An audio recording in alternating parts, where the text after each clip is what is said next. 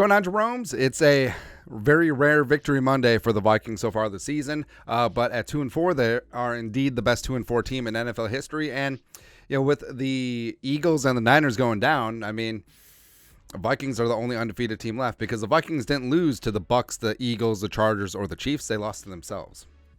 Nailed it. But it is a beautiful Monday, and a week from today, the Vikings will be taking on the San Francisco 49ers, who, hey, if they bleed, we can kill it. On Monday Night Football at US Bank Stadium. So the Vikings are going to shock the world. Let's go. But Tell the Truth Monday, here are 10 truths about the 2023 Minnesota Vikings. Number one, that was an ugly-ass win. That was not impressive in the slightest. And also, here's what's weird. So the Niners the Niners lost to the Browns because McCaffrey is hurt and Debo is hurt and the Eagles and blah, blah, blah, blah, blah, blah. All right, so they have all the excuses in the world. But everyone is piling on the Vikings like, hey, how come you didn't kick the crap out of the Bears? It's like, oh yeah, Justin Jefferson is out, and Davenport played like 2 snaps. No big deal. But 19-13 against one of the worst teams in football.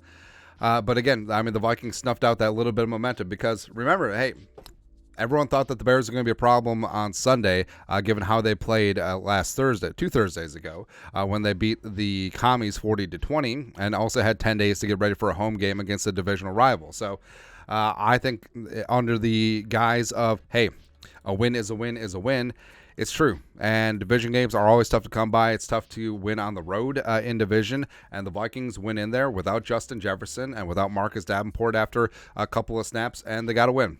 So that's how the Vikings will rack up and stack this thing up. Number 3, the offense without JJ is not good.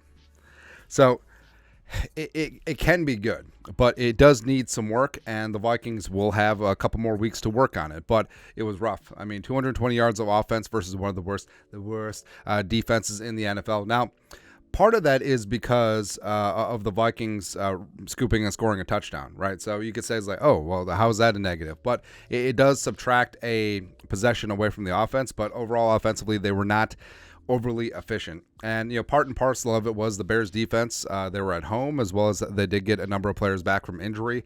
So, I mean, that is part of it, but it's also not an excuse. I mean, the Vikings were 2 of 13 on third down, which is pathetic. And a lot of it is guys not stepping up.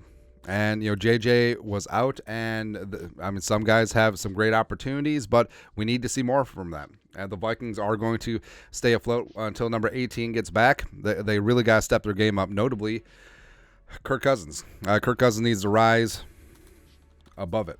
Nailed it. So, without JJ, without the best receiver in the game, things could be a little bit rough. But Kevin O'Connell and Kirk Cousins have to figure something out where they get the ball out of his hand quick, and also the fact that a lot of people are crucifying Kirk over the last couple of days because, like, oh, all he does is check down. 3rd and 20. Where do you think the defenders are lined up when it's 3rd and 10 or longer? Like, honestly, do you think they're up at the line of scrimmage? Do you think they're just leaving the back windows open, or do you think their heels are on the line to gain? Know exactly where they need to be? Do you think the defense is conceding the underneath stuff? Weird. Do you think they're playing 2 deep safeties and not moving? Yes, that's exactly what we're doing. Like, honestly, do people think that Kirk Cousins is just ignoring wide open receivers downfield just to throw a 3-yard dump to CJ Ham? Is that what people think? But either way, like, Kirk Cousins need to show that, hey, it's not all about Justin Jefferson in this offense, even though kind of it is. But with number 5, drops are killing the Vikings. Like, straight up, not only is it fumbling and ball security, but legitimately frustrating how many drops are coming out for the Vikes. Where, again, with fumbling, is it like a mental thing? Like, is it a mental block? Do they have the yips? Where, I mean, the drops are just insane. And I'm talking about, so the Vikings have had 12 drops in the last 2 games, 7 against the Chiefs, 5 against the Bears. And I'm not talking about, hey, Kirk throwing up a hospital ball, the receiver gets 1 pinky on it up there. That is not a drop. But we're talking about catchable ball, two mitts on the ball. Now, I'm not saying that they're easy catches for sure, but they got to bring those in, especially TJ Hawkinson. Hawkinson's had 4 drops in the last 2 games, which has just been unideal. And Hawkinson is one of the guys who really has to step up their game with JJ out. He does have to be the focal point. Like, he does have to Travis Kelce this mother up in there. But I mean, I understand people are coming at Kirk Cousins, be like, hey, you really need to do this with JJ out, but he's got to get help, especially with all right, so especially with Alexander Madison, where I love me some Madison.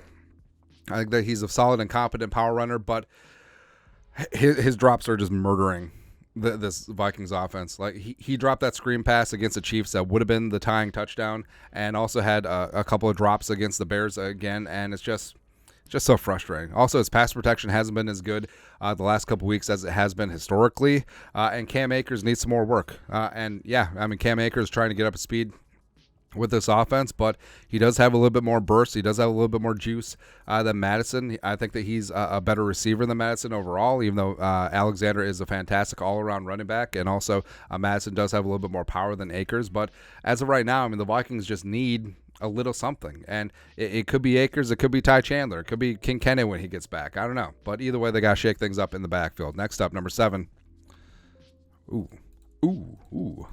Vikings need to keep Danielle. 100%. Where, again, it's all about the money, right? And with Danielle, it does seem like it's about the money. But take care of him. Like, he's 29. He plays a premium position, and he's a premium player at said position. He's got 8 sacks through 6 games. He had 2 sacks on Justin Fields, and he's the only consistent pass rush on the Vikings this season. And also, his pressure did lead to the Fields interception, and he is a game wrecker. He is a game changer, and he's in the thick, THICC of his prime for the next couple of years. Keep him in purple, because you can save a little bit of cap in the Vikings, paying Hawkinson and paying TJ and paying JJ in the future and Darius on the future, and maybe you bring back Kirk Cousins. Yeah, I mean, the Vikings maybe stretch a little bit thin in terms of cap space. Don't care. Again, player in his prime, premium position, premium player. Keep him. Like so first off, so you can't tag him. So you can't tag and trade him. So at best, if you don't trade him at the deadline this season, you wait until he leaves the free agency, and then you get a 3rd-round compensatory pick in 2025. Nah, keep Danielle, because any jabroni you draft to replace him, you hope that he's half the player that Danielle is.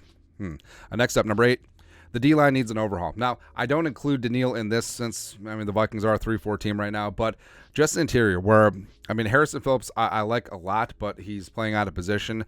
And the Vikings, they don't play Kairos Tonga enough, and they continue to play Dean Lowry, even though Jaquelin Roy is all up in that mix. But the Vikings' defensive line is just toothless. It is 162 yards rushing allowed to the Bears.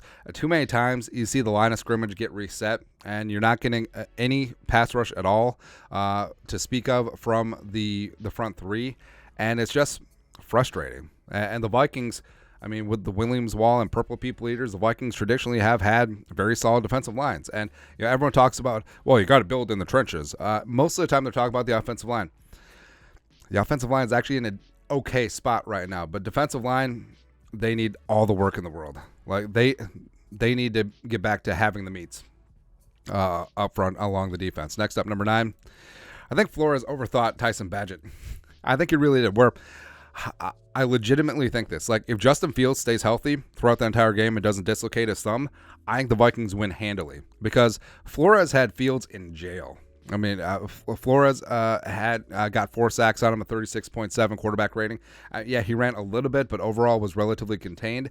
And I think that Flores just overthought Bagent. I think he really did. Instead of the usual, what you would think, hey, we're going to blitz the living piss out of this rookie quarterback, we're going to disguise things, and we're just going to rack up and stack up sacks.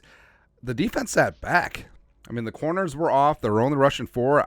I think they rarely blitz Bagent. Well, we'd love to see the splits. I mean, guaranteed they blitz Fields more than they did Bagent. I feel like Flores just overthought the situation, because he knew that the Bears would adjust. Like, okay, instead of these long dropbacks, we're going to run the ball, and Bagent's going to get it out quick, quick passes. So I think that Flores is thinking, all right, we'll sit back and we'll just play coverage, and we'll be good to go. It didn't work out. It didn't work out. And frankly, if Bagent played that whole game, maybe the Bears win. Who knows? He actually looked pretty good. I don't know. Lastly, number 10, the Vikings can beat the 49ers. And I know that people will poo this. I haven't seen the opening line yet, but I'm sure it will be Niners by 7 or something like that. But why not us? I mean, the Browns beat the Niners, and the Niners had all this fanfare coming in. Yes, the Niners had a couple injuries, but so does everyone. But, I mean, the Browns beat the Niners without Deshaun Watson, without Nick Chubb, and they got it done. And, well, Cleveland's got a top 5 defense. Congratulations. Good job. I mean, the Vikings defense is opportunistic as well. The offense, even without JJ, on paper, on purpose, can do some things, and now they get an extra week of practice to work around it. So hopefully they can get their ish together, and frankly, I think that it would be a great spot to shock the world. I mean, Vikings get back to 3-3. Would it be? And the Niners coming in, who knows what's going to happen with McCaffrey? Who knows what's going to happen with Debo? Both of them didn't finish the game. Trent Williams was dinged up in the middle of the Browns game with that ankle. TBD what his availability is going to be. It's kind of similar to Darisaw banging up his ankle week 1 against the Bucs, and he played the rest of the game, and then he missed time. But I think that it's not as crazy as you think. And frankly, that could be the season saver. That could be the turning point where, again, the National Football League is really weird and stupid. Like, the commies got their ass kicked at home by the Bears, and then they turn around and beat Atlanta on the road. Atlanta was actually playing pretty good. And then the Jets beat the Eagles, and then the Browns beat the Niners. It's a crazy world, man. That's why the NFL is so tough, especially so tough to bet on, because any team can beat any team on a given day, and that's exactly what the league wants. They love the parity, man. So, again, why not us? Shock the world, little country girl. Go F yourself, Niners. There you go. But that's it. That's at 10 truths about the Minnesota Fighting Vikings. Let us know your thoughts and our thoughts in the comment section below. Subscribe for daily Vikings takes. Want to support the work? Put a little something in the Venmo. But till next time, Skol, production value.